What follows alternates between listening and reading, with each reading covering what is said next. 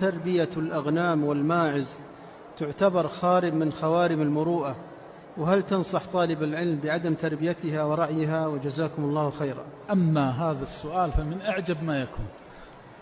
تربية الغنم من خوارم المروءة. النبي صلى الله عليه وسلم رعى الغنم صلوات الله والسلام عليه، وقال عليكم بالأسود منها فإنه مبارك، الذي يكون بأرض الحجاز المعروف. وقال وما من نبي إلا وقد رعى الغنم.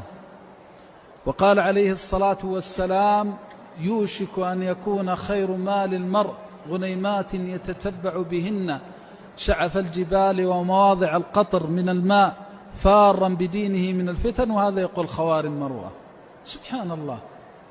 تربية الغنم قال بعض العلماء إنها خير وبركة، فهي من المال المحمود الذي وردت السنة بحمده. والنبي صلى الله عليه وسلم رعى الغنم، ويقول ما من نبي إلا وقد رعى الغنم.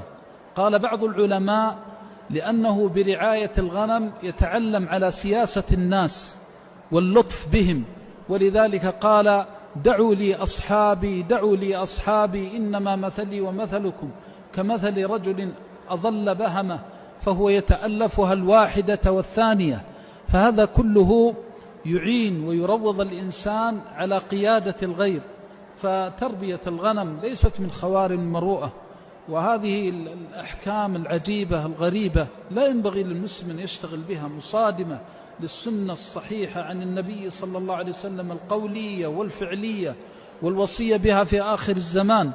فلا تخرم المروءة رحمك الله، وإنما هي لمن تيسرت له، فإن النبي صلى الله عليه وسلم قد قام بها وعملها، والله تعالى أعلم.